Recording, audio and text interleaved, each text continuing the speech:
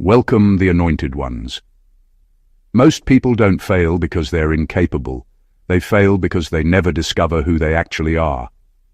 Nobody tells you this, but life doesn't hand out certificates for effort. It hands out results, quietly, without applause. And one day, without warning, the test ends. Not with a drum roll, not with a public announcement, just a subtle shift where certain doors stop resisting you. That's how you know something has changed. Here's a fact that makes people uncomfortable. Most human beings die with the same identity they were handed as teenagers. Same fears, same coping mechanisms, same borrowed beliefs, just older and more tired. Growth is rare. Self-discovery is rarer. Passing the internal test? That's almost unheard of. Which is why the world is full of people performing confidence while secretly hoping nobody notices they don't actually know who they are. This topic isn't about motivation or hype. It's about recognition. Because when you pass this phase, you don't suddenly become louder or flashier. You become precise. You stop reacting to noise. You stop confusing motion with progress. You stop mistaking attention for alignment. And yes, it's a little funny when you realize how much energy you once spent trying to be understood by people who were committed to misunderstanding you. That alone should have come with a refund. What makes this moment dangerous and slightly hilarious is that nothing about you looks new on the outside. Same face, same voice, same walk. Yet internally, the operating system has been replaced. Old triggers don't load anymore. Old fears get a buffering wheel and then disappear. Things that once stressed you now feel like background music you forgot was playing. And here's where the suspense really sits. Passing doesn't mean life gets easy. It means life stops needing to teach you the same lesson in different costumes. The chaos changes roles, the pressure changes tone, and the invitations you start receiving aren't loud. They're precise, subtle, almost missable. So if things have been feeling strangely calm, strangely clear, or strangely obvious lately, relax. That's not boredom. That's recognition. You didn't lose yourself. You passed. And now it's time you discover who you really are.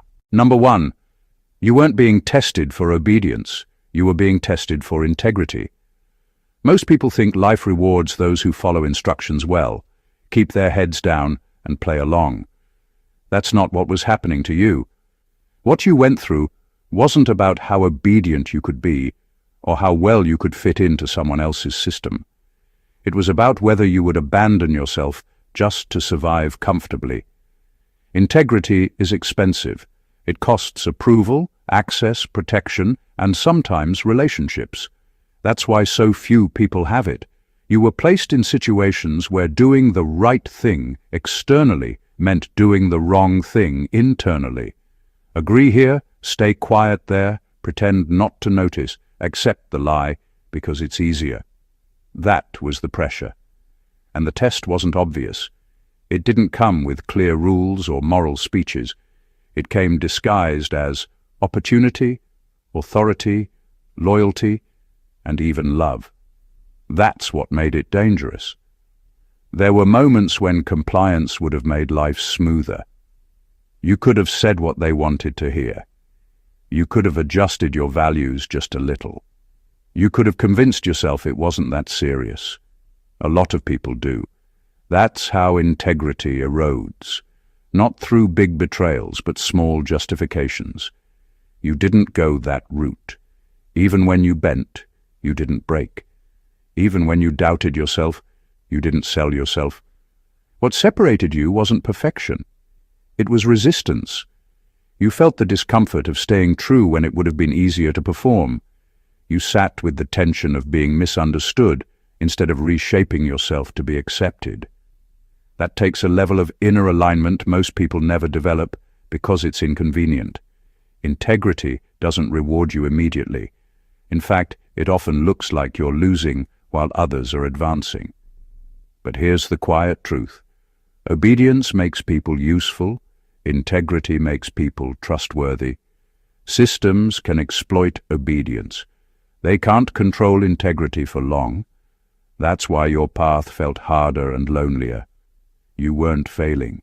You were refusing to hollow yourself out just to belong. You passed because when the pressure came, you didn't ask, "What do they want from me?" You asked, even if subconsciously, "What can I live with?" And that question changes everything. Number 2. The confusion phase wasn't punishment. It was identity stripping. What you went through wasn't random chaos. It felt like everything you thought you knew about yourself, the people around you, and the rules of life were suddenly dissolving. That confusion wasn't a mistake, and it wasn't punishment. It was intentional. Life was stripping away every borrowed label, every role you had accepted because it was convenient, every identity you wore to be seen or liked. It was clearing space inside you so the real version of yourself could emerge. Most people panic at this stage because they don't understand it. They cling to the identities that no longer serve them, and they fall apart. You didn't. During this phase, you were forced to confront uncomfortable truths. The things you relied on for stability, friendships, recognition, routines, even your own assumptions, started to collapse. Some people might call this a low point, but it's actually a crucial turning point. Stripped of what isn't real, you start to notice what truly is. You learn who you are without the props. That's why confusion is so sharp and exhausting. It doesn't feel like growth. It feels like chaos. That's the point. Chaos is the reset button that tests whether your core self can survive without masks. What made you pass this phase is that you didn't cling to the temporary. You observed, you felt, you adjusted, but you didn't try to fill the space with excuses or fake versions of yourself. You let the discomfort run its course. While everyone else was panicking, overanalyzing, or pretending, you stayed present with the raw truth of your being. That's rare. That's powerful. By the end of this phase, the fog lifted in a way that made sense only because you had survived it with honesty. The person who emerges after identity stripping isn't just stronger. They are calibrated. You didn't come out just older or wiser. You came out aligned. You passed this phase because you realized that confusion is not chaos for chaos's sake. It's life carefully dismantling everything that wasn't yours, so that what is yours can finally breathe. Number 3. You survived long periods without external validation because you weren't built to need it. Most people live in a constant cycle of seeking approval. From childhood, we are conditioned to look outward for worth. Grades, compliments, social recognition, praise from authority, likes on a post, nods from peers. It becomes addictive. The problem is, once your sense of value is tethered to someone else's perception, you are always at the mercy of forces you can't control. That's why so many crumble when they face silence, rejection, or indifference. You didn't.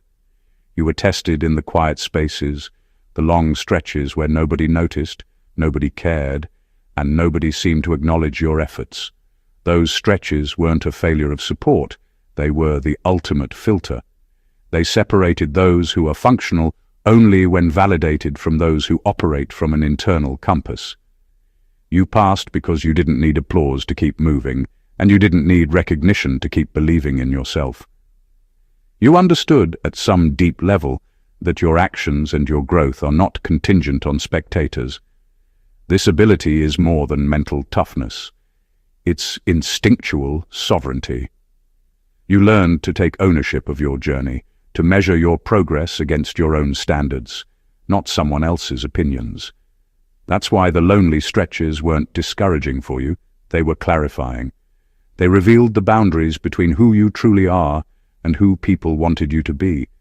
You could walk away from toxic influence, silent observers, or dismissive authority, and still remain whole. There is also an unexpected benefit to surviving without external validation. Clarity. When you're not constantly chasing approval, your energy isn't scattered on performance or pretense. Every move you make is sharper, more precise, more authentic. The world doesn't shape you through feedback because you shape yourself through truth. That's a rare power most people will never feel. You passed this stage because you realized that validation is a reward, not a requirement. You survived, you thrived, and you kept your center intact. That's why, even if the world never applauds, your foundation has been built on something permanent: yourself. Number 4. The isolation wasn't loneliness. It was containment. What you experienced wasn't simply being alone. Most people confuse isolation with loneliness, but they're completely different. Loneliness is empty, painful, and accidental. Isolation, in your case, was deliberate, a kind of containment.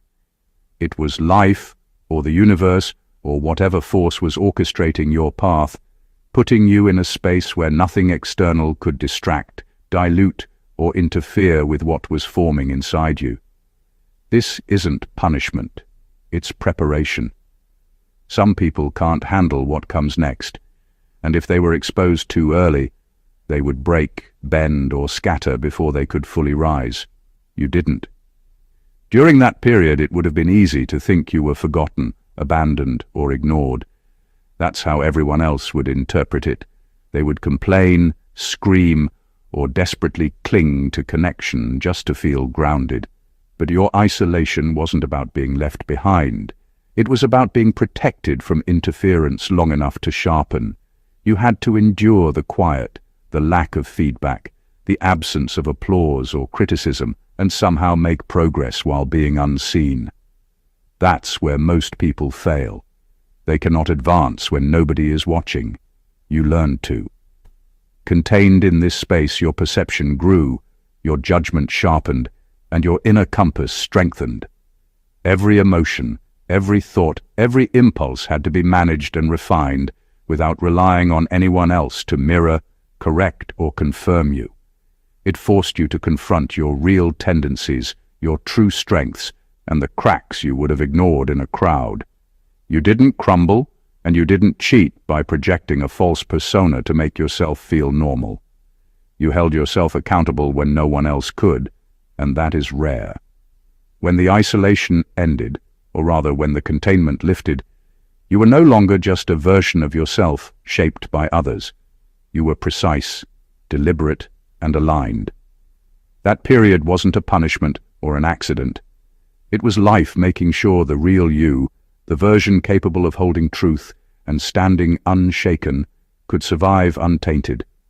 You passed because you learned how to be fully present with yourself, fully aware, and fully intact, even when the world was absent. That kind of mastery is invisible to most, but it's unstoppable once it exists.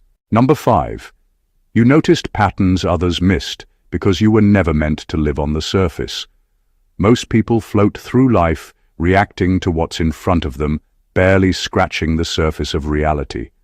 They see words, gestures, events, and think they understand them. They rarely look deeper. You, on the other hand, were built differently. You were never meant to accept appearances as truth. You pay attention to the undercurrents, the subtle motives, the unspoken rules, the repeated behaviors that others ignore because they're distracted by noise. While everyone else is busy keeping up with the drama, you're mapping the system. That ability is not learned in classrooms or handed out in instructions. It's forged in the quiet, in observation, in moments when your insight is your only advantage. The reason this skill stands out is that it doesn't show on the outside. People might see you as thoughtful, introverted, or even detached. They don't realize you are running simulations in your mind while they argue over surface-level issues. You notice inconsistencies in behavior, detect the silent hierarchies, and recognize patterns that predict outcomes before they happen. Most people would call this overthinking or paranoia, but for you, it's clarity. It's a lens that filters chaos into information. That's why what you see rarely surprises you. You read situations before they fully unfold. You see the truth beneath lies, and that changes everything. This pattern recognition isn't just about awareness, it's about survival and mastery. It teaches you who is aligned, who is opportunistic, and who is acting on impulse. It allows you to move without unnecessary friction, to act instead of react, and to protect your energy from the wrong people or the wrong situations. It's what separates those who stumble repeatedly from those who advance quietly and deliberately. You passed this stage because you didn't settle for the superficial. You didn't accept what was easy to see. You looked deeper, you waited, and you understood. That's why your moves are precise, why your intuition is rarely wrong, and why your presence feels heavier than most can handle. You were never meant to live on the surface, and now nothing can distract you from the currents below. Number 6, you were tempted to become bitter. That was the real trap. Pain is universal. Everyone experiences it. But what separates the ordinary from the extraordinary isn't the presence of suffering. It's the response to it. Most people assume that surviving hardship is the challenge, but the real test is resisting bitterness. Bitterness is subtle. It disguises itself as justification, as a claim to righteousness, as a shield against disappointment. It whispers, "You deserve this," or "They made me this way," and it feels like truth. The danger is that bitterness can make you feel strong while quietly destroying everything inside you. You passed because you saw through that trap. You went through moments that could have made anyone angry, cynical, or hollow. People around you might have underestimated how much pain you endured, how much betrayal you witnessed, how often circumstances stacked against you. It would have been easy to become resentful, to carry grudges, to let the world feel like it owed you something. Most people do. They justify cruelty with their own suffering, and in that process, they exchange freedom for a slow-burning resentment. You didn't. You didn't let bitterness dictate your perception, your choices, or your identity. What makes your survival here extraordinary is not just endurance, it's restraint under pressure. You felt the temptation to lash out, to take shortcuts in morality, or to let the injustice of life turn you into someone unrecognizable. You resisted because you valued your own integrity more than the satisfaction of being right. That's rare. That's powerful. That's what separates those who simply survive from those who evolve. Bitterness erodes subtly. It makes people sharp but brittle, smart but small. By refusing it, you maintained your core, your clarity, your ability to operate effectively without letting the world's cruelty define you. That is why the pain you experienced didn't leave scars that disfigure. It left marks that sharpened. You passed because you endured the pressure of life and came out intact, wiser and untainted, proving that mastery isn't about avoiding suffering. It's about refusing to let it turn you into someone you don't recognize. Number 7. You outgrew environments without announcing it. Growth doesn't always show itself in loud, obvious ways. For most people, leaving a situation, a job, a friendship, or even a mindset is marked by announcements, explanations, or dramatics. You didn't do that. You didn't need to. Growth, in its truest form, often happens quietly, imperceptibly, like water slowly carving through rock. You simply stopped fitting. The energy that once aligned with you started to feel heavy, forced, or small. You didn't cling. You didn't argue. You just evolved, and environments that once held you now began to resist your presence without even realizing it. That's how people know real growth has occurred. What makes this extraordinary is how unnoticed it often is to the outside world. People around you might have assumed you were the same, that nothing had changed, that you were still playing the same roles. But internally, everything shifted. The old conversations no longer resonated, the old routines felt restrictive, and the old expectations became invisible weights you no longer carried willingly. That is the subtle power of outgrowing. It doesn't require confrontation. It doesn't need approval. It simply exists. And anyone paying attention notices the change, even if they can't explain it. Outgrowing quietly also shows maturity. Most people force change on the world. They announce it, fight for it, or demand recognition for it. You didn't. You understood that evolution doesn't need witnesses. It needs space, patience, and integrity. You kept advancing while others were busy trying to prove themselves or maintain appearances. You became unshakable in your own alignment without needing anyone to validate it. The brilliance of this kind of growth is that it forces the environment to adapt to you, or eventually it lets go. You passed this stage because you weren't trying to be noticed. You weren't trying to convince anyone that you had changed. You simply moved forward, naturally, without chaos or drama. And in doing so, you became unstoppable. Not because you fought for recognition, but because your evolution didn't ask for permission. The world noticed anyway. Number 8. You stopped explaining yourself because you realized clarity isn't for everyone. At some point, you realized that no matter how precise or honest you were, some people simply couldn't understand. Clarity doesn't guarantee comprehension, and explanation doesn't guarantee agreement. Most people spend their entire lives trying to make themselves understood, repeating, justifying, and bending their words to fit other people's limited frameworks. You didn't. You discovered that energy spent convincing the wrong audience is wasted energy.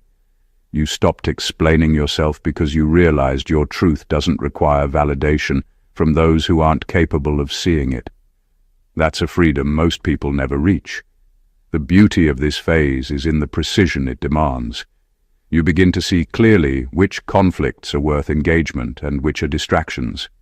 You learn that when someone is determined to misinterpret you, no amount of evidence, argument, or patience will change their perception. Some people don't want clarity. They want control.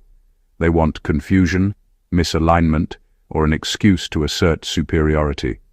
Once you understood that, you stopped bending yourself to fit their narrative. You passed this stage because you learned to preserve your energy and protect your integrity without needing to prove yourself constantly. This shift also changes how you operate. You speak less, but when you do, your words carry weight.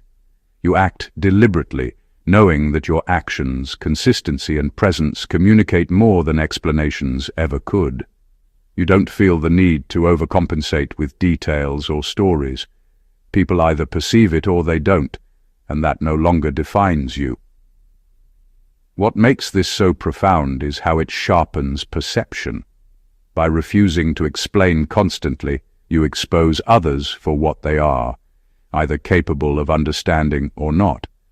You stop being part of the confusion they thrive on.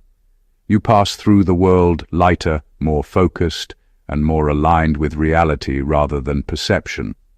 The silence that others might misread as weakness is actually strength. You passed because you understood that your truth, your clarity, and your purpose don't need permission or approval. They simply exist, and that is enough. Number 9. You learned discernment the hard way, through betrayal, not teaching.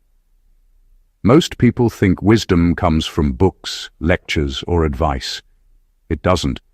Real discernment comes from being tested in ways no lesson could ever prepare you for. You learned who could be trusted, who would manipulate, and who would vanish the moment it was inconvenient. You learned that people don't always show their true colors in polite or controlled settings. They reveal themselves under pressure, when there's something at stake, or when the mask slips. That's how you were trained, not by instruction, but by reality. Every betrayal, every deception, every hidden agenda became a lesson, brutal but effective. Betrayal is a harsh teacher.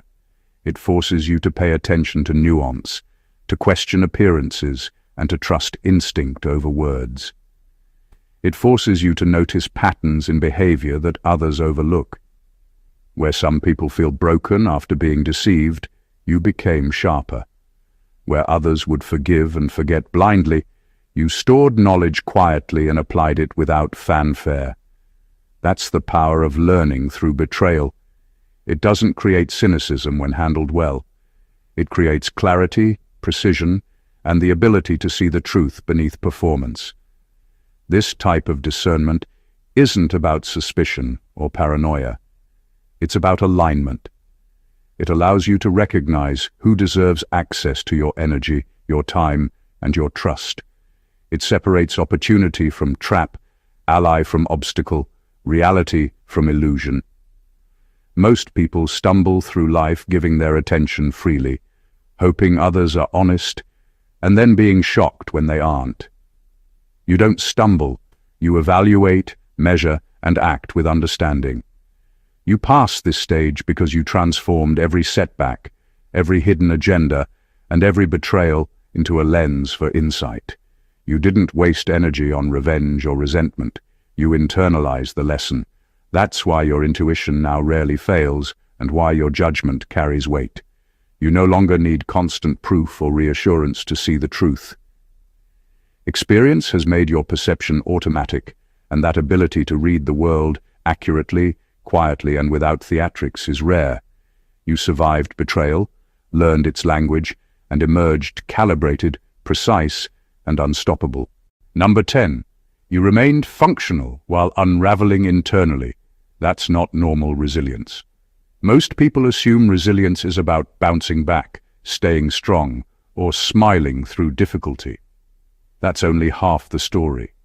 True resilience is far more complex, far more demanding, and far less visible. You didn't just face challenges, you faced internal storms that could have swallowed most people whole. While the world saw someone managing life, inside you were dissecting, questioning, and rebuilding yourself constantly. Your thoughts were a battlefield, your emotions a wild current, and yet outwardly you kept moving. That is the kind of resilience most people never experience because it requires total control over the parts of yourself that are usually uncontrollable. Functioning while unraveling isn't just about discipline. It's about mastery over your own chaos. While others might have collapsed under the pressure of doubt, fear, or pain, you kept showing up. You didn't avoid responsibilities or pretend nothing was wrong. You acted with precision, handled challenges, and continued to make decisions while your inner world was in flux. That level of endurance is often invisible, but it's transformative. It forces you to confront the rawest version of yourself, to separate what matters from what doesn't, and to reconstruct your identity in real time.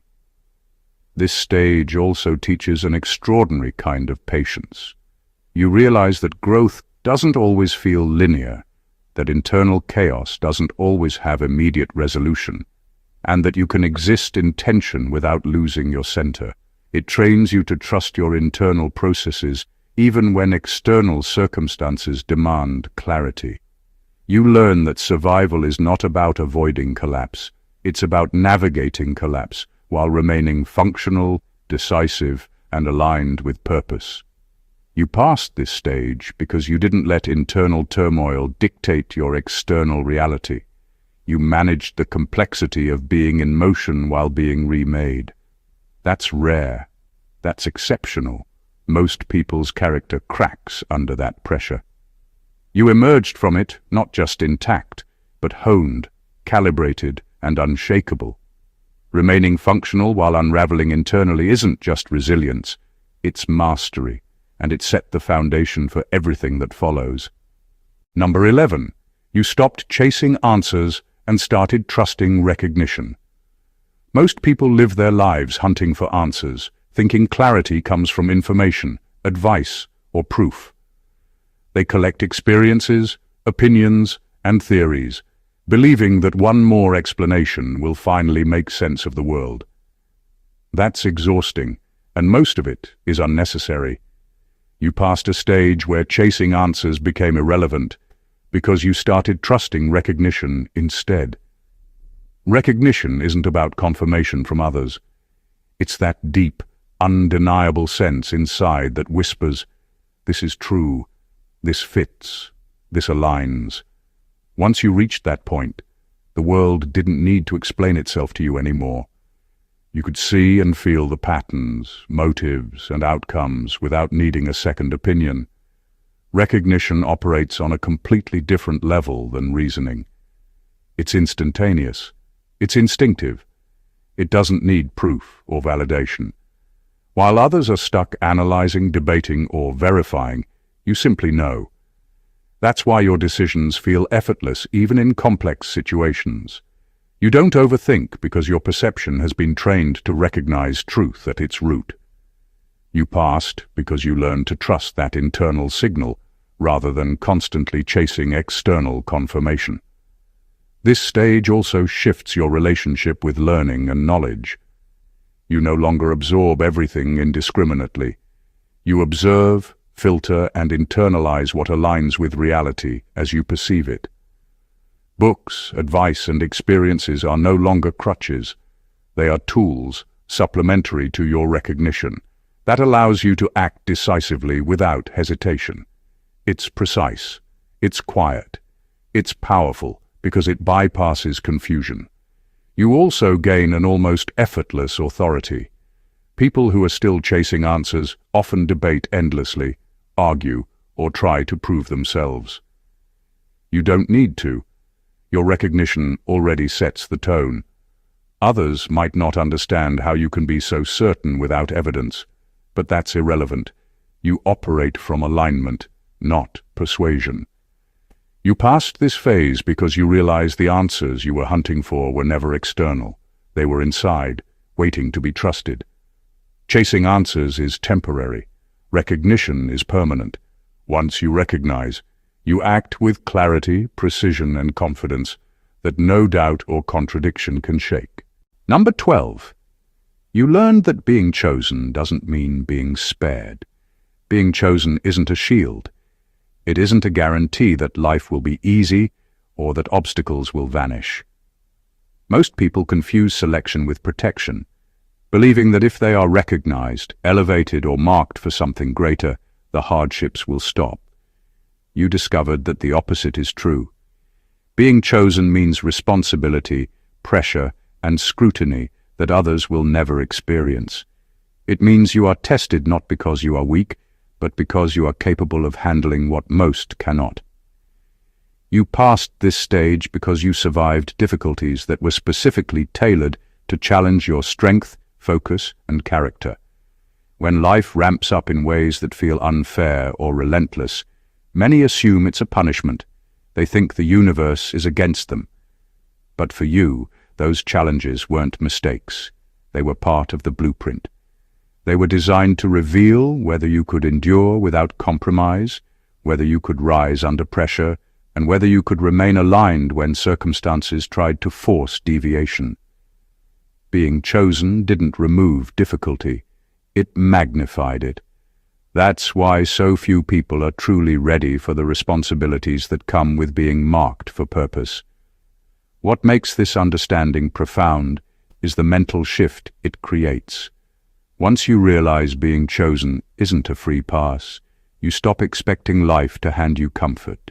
You stop blaming setbacks as injustices. Instead, you begin to see hardship as calibration. Every struggle, every obstacle, every moment that tests patience or endurance is an opportunity to refine your strength, sharpen your judgment, and solidify your alignment. You don't crumble under scrutiny or pressure because you understand that adversity is part of the path, not a detour from it. You passed this stage because you didn't demand mercy or avoidance. You accepted responsibility without flinching. You withstood pressure that would have broken most people and emerged intact, prepared for the work, the awareness, and the power that being chosen requires. You realize that being chosen doesn't mean being spared. It means being prepared, and you are. Number 13.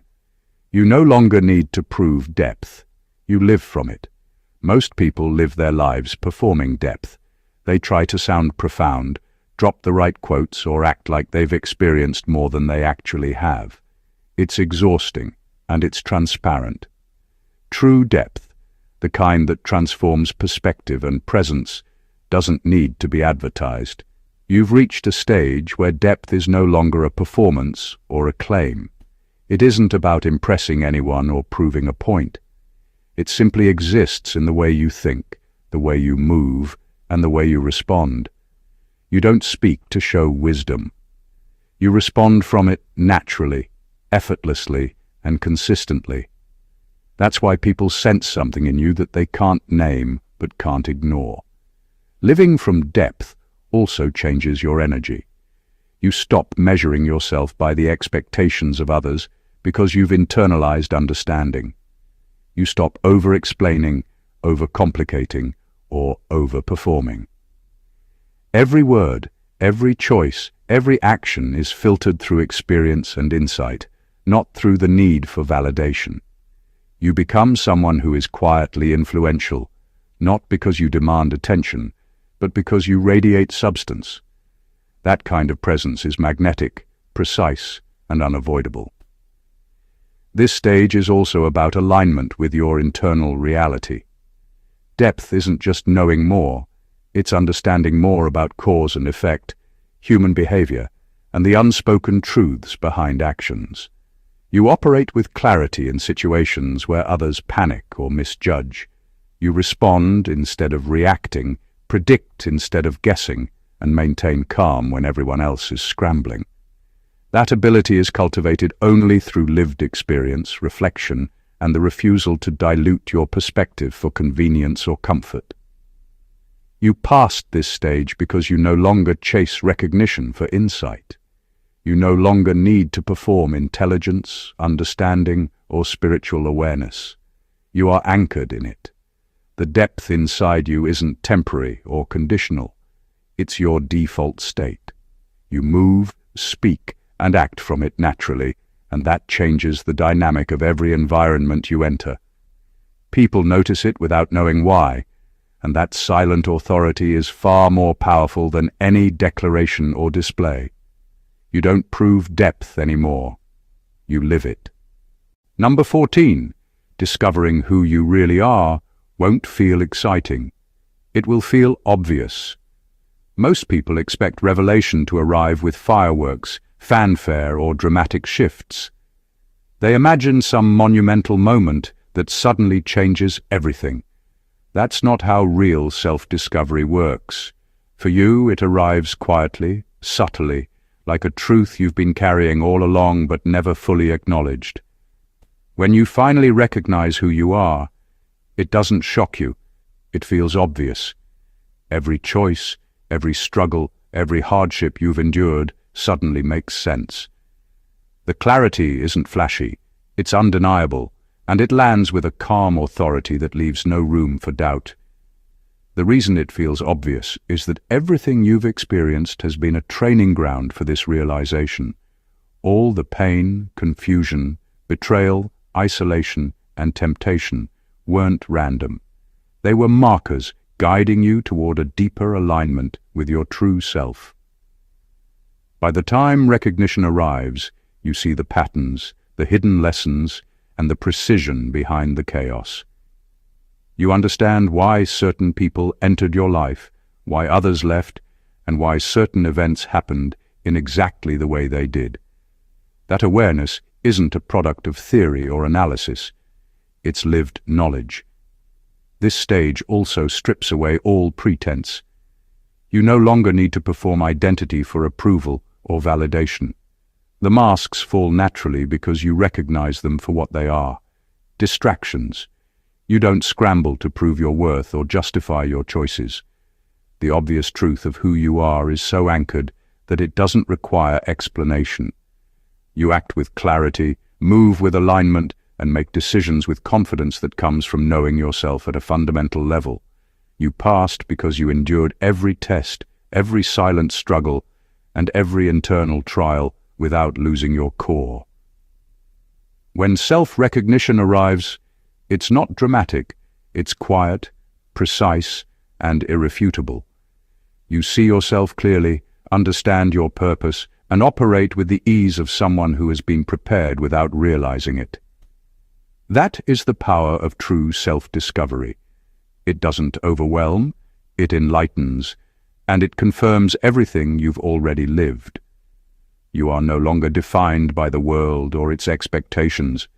You are defined by the undeniable reality of who you are. You have passed. Not because life spared you, not because the tests were easy, and not because anyone outside of you could see the work being done. You passed because you endured when others would have folded, because you observed when others were distracted, and because you held your truth when the world demanded compromise. Every stage you went through, the isolation, the betrayal, the confusion, the pressure, wasn't punishment. It was calibration. Each challenge was a mirror reflecting who you truly are, stripping away everything that wasn't yours, and leaving only what could survive scrutiny, chaos, and fire. You learned lessons that cannot be taught. You developed skills that most will never even attempt. You built strength while the world underestimated you, cultivated clarity while others relied on noise, and embraced truth while so many chased comfort. You didn't just survive, you evolved. You are no longer operating from borrowed identity, borrowed courage, or borrowed wisdom. You are calibrated, precise, and aligned. Your perception is sharp, your integrity unbreakable, and your presence undeniable. What you carry inside now doesn't need approval, explanation, or recognition. It simply exists, and that is more powerful than applause ever could be. This is your moment of recognition. The quiet but undeniable understanding of who you really are, unfiltered and unshakable. You have moved past the need to perform, past the need to justify, past the need to chase external validation. You see clearly, act deliberately, and live authentically. Every challenge, every betrayal, every silent trial was preparing you for this. The awareness that your worth, your power, and your depth are inherent, permanent, and unstoppable. If you resonate with this journey, if you feel the weight of every struggle and the clarity of every lesson, then this is the place to be. Subscribe to the channel to stay connected with insights that cut deeper than ordinary advice. Like this video if it moved you. Comment to share your own breakthroughs, and share with those who need to hear it. Your presence matters, your understanding matters, and your story is far from over. Step fully into who you are. The world is watching, and now so are you. God bless you.